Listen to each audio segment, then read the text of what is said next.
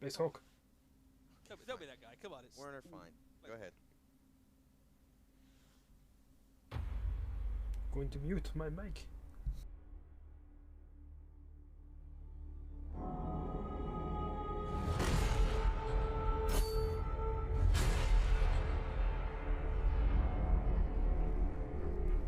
Victory.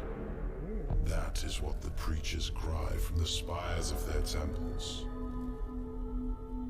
What commanders tell the soldiers in their service. The Indomitus Crusade meets with triumph after triumph. Day by day we tear Imperium Nihilus from the Despoiler's grip. And though we are beset on all sides, with each battle we drive back the mutant, the heretic, the alien.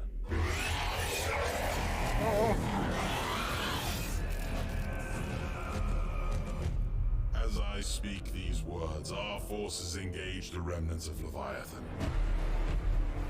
Oh no! Oh no! Burn him! Reclaiming lost worlds, atoning for old shames. A crusade to cleanse the stars.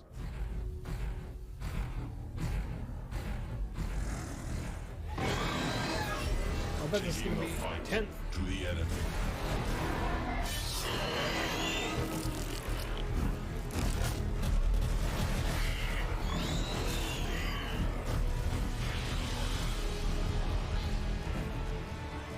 Get him, Dreadnought!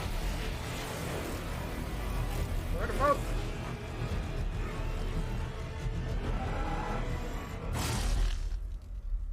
We routed the Tyranids at Baal. We broke their high fleet. Soon, their foulness will be but a memory. No! Is what the preachers say.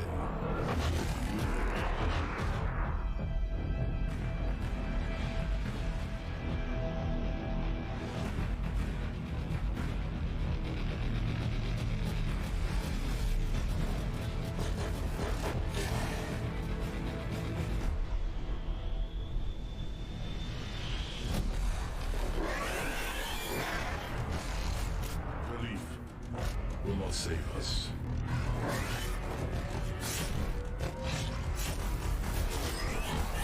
Lies will not protect us. Oh no!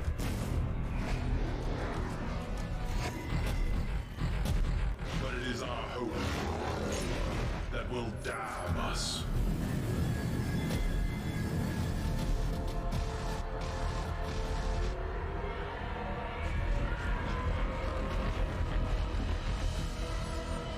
Daka Daka?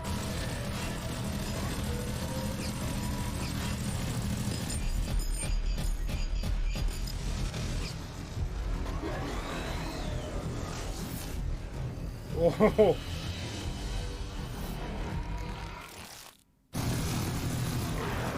In the spires and the slums.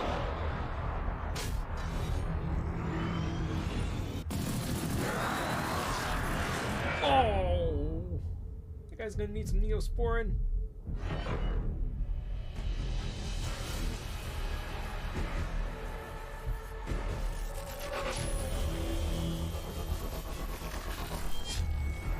Our people sing of victory. Victory as the galaxy burns. Victory as the Imperium rots around us. Victory as humanity rages against the dying of the light. They need the Crimson Fists. No, they fight orcs. Never mind. Victory. Victory! That was for 10th edition, I bet. I was hoping for Space Hulk, but that was still pretty cool. A new edition of Warhammer 40,000. Who knew?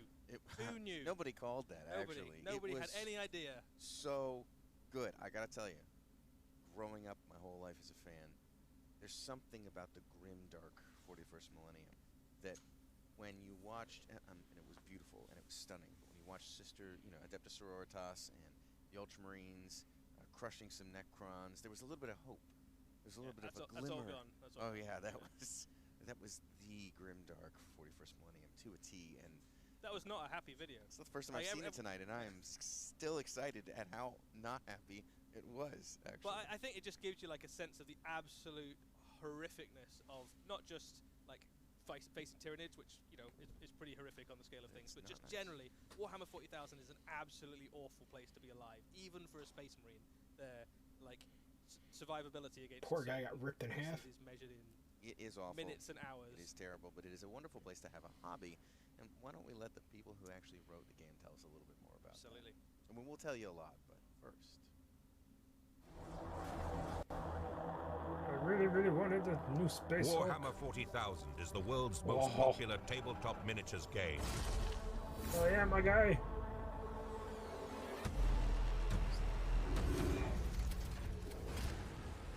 Players command armies of genetically enhanced super soldiers, brutal monsters, powerful aliens, and destructive war machines to play out spectacular battles in the 41st millennium. Our mantra with this new edition has been streamlining. We've been listening to the community, and that's a large part of why we've decided to focus the game as much as possible. How can we keep the tactical depth and richness that players love, but examine every rule in the game? Does this need to be here, or is there another way that we can achieve the same result? To secure victory, you must understand your strengths and the strengths of your enemy. We've fundamentally changed the datasheets from the ground up, making them much more accessible and really focusing the rules onto the datasheet themselves. What the team's been able to do with this is really look at every unit in the game, make sure it has a really clear battlefield role and a thing for it to do, and then write the right rules for it. Your datasheet rules all fit on a single card, and your army rules will fit on a single page. One of the things we wanted to ensure was that everyone got to play 40k as soon as possible after the edition was launched. So to make that happen, all of the rules for everyone's armies via the datasheets and their army rules will be available for free. From the darkness between the stars, thank you for free. A twisted mockery of evolution spawns fresh horrors. It's a galaxy at war. This is the onset that of is what new. the Imperium will regard as the fourth Tyrannic War. This is the largest Tyranid swarm ever recognized in the galaxy, emerging when no one's expected it. The Segmentum Pacificus. To be a warrior of the Emperor in such times is to face an array of nightmares. What we've managed to achieve with this edition is a game that players of Warhammer 40,000 will love for its tactical depth and choices, but is streamlined and plays much quicker. The end result is faster, while still keeping all the flavor that you've come to love in Warhammer 40,000. For players who've been with Warhammer 40,000 for the last 35 years, they've never seen anything like this before. We've never shown conflict at this scale. Immersive and thrilling new gameplay. Discover a major new narrative in the Fourth Tyrannic War. The new edition of Warhammer 40,000 deploys this summer. Are they going to bring back the Legion of the Damned? That would be because they popped up the last time there was problems with Tyranids.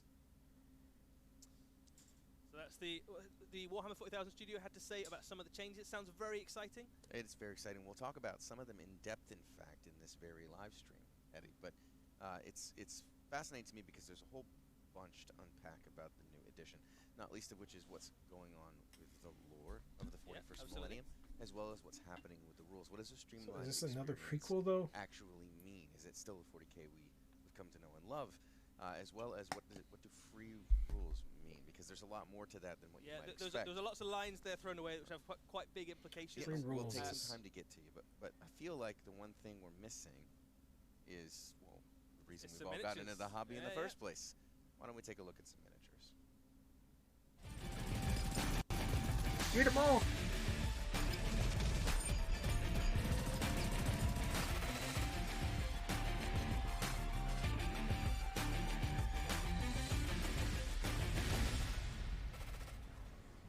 The Terminator.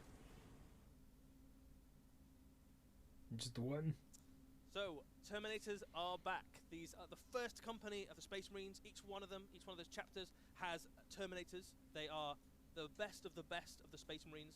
And the new miniatures are absolutely what Terminators always were in your mind. Yep. These are indomitable, walking powerhouses of destruction. Walking juggernauts of hate and fury unleashed upon the enemies of mankind. And really brought up to speed with the development of the miniature range as a whole in the new edition. as well as the way that the miniatures themselves have been scaled over time.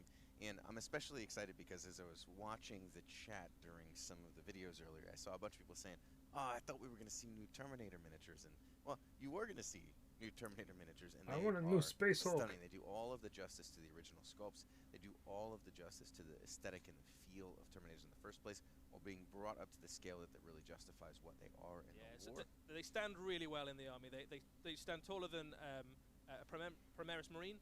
One of the things that's worth saying about these Terminators is that these aren't necessarily Primaris Terminators. They're not necessarily firstborn Terminators. Any Space Marine can earn the right to wear a suit of Terminator armor if they prove themselves to get promoted. So I wonder if they're going to have two different worthy of the mantle of wearing Terminator armor. So these could be worn by veterans of the firstborn veterans of the previous Tyrannic Wars. They could also be worn by Primaris veterans of the Indomitus Crusade or any other type of Space Marine veteran. And this is deeply true in the lore for the models. This is canonical. This is the way that they are intended. And we're not being cheeky when we say that we've actually handled both the long-running demand for new firstborn miniatures and for Primaris Terminators. Because they are, when all is said and done, Terminators. And there could be anyone inside those.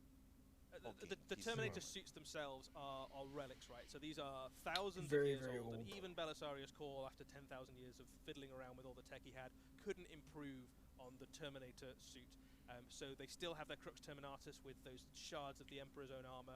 You guys look there at the Terminator in a bit more detail, and you can see that like every single element of it, all like the pipes and the cabling and the Storm Bolter and the helmet, they are recognizably the Terminators that you know and love. But all of it, the detail is so much crisper. The proportions and the pose are so much cooler. When you see these guys on the battlefield, they really have a presence. Big and obviously the Terminators come with all sorts of cool kit. Power Fist and Storm Bolter are standard. The unit also obviously comes with an assault cannon. We saw one of those earlier as well.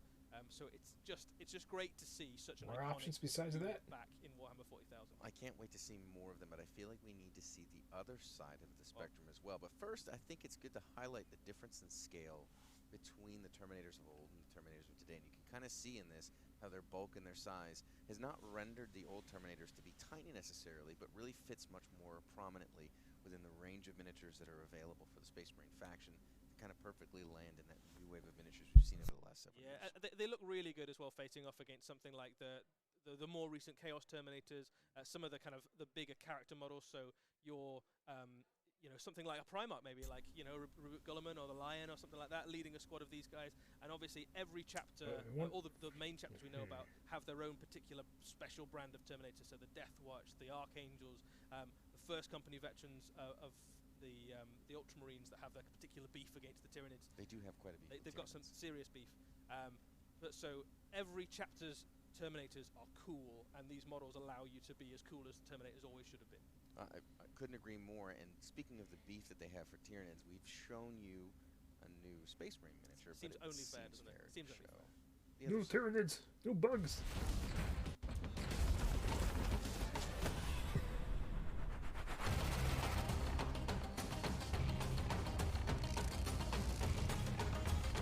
Gaunt.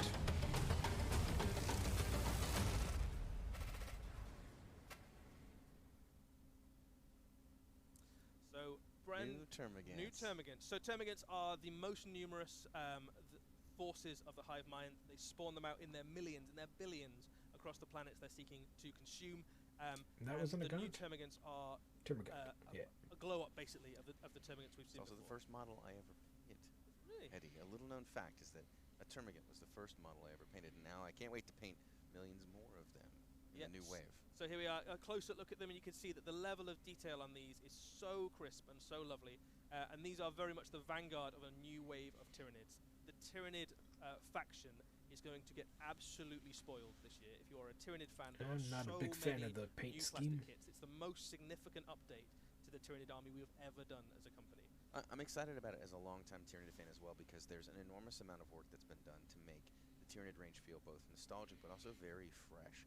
And of course, anyone who watches the cinematic trailer should probably watch it carefully, or rewatch it a few times carefully. But I think one of the things that's most exciting is that there's a natural alien nature to the Tyranids, right? They're the most alien of races to the galaxy, right? So almost space unknowable. bugs. And there's some definite you need your sort of space raid to get rid of them. Range into exploring that sort of very foreign, very alien, very truly unknowable element of the Tyranid with the new range. And I'm so excited to see the reactions of folk when we share even more of the new plastic range of Tyranids in the future. Yeah, as you say, Mike, if you want a sense of like which new miniatures might be on the way for Tyranids, check out the cinematic. There are some returning favourites, it's fair to say. Some units that maybe haven't had the time in the limelight for a bit and are well deserving of a new plastic kit. Hey, you don't have to scream it to me. Yeah, and there are some things that don't we've look too never good. seen before. So one of the hallmarks of the Tyranids, I suppose, is their continuous adaptation and evolution in the face of challenges.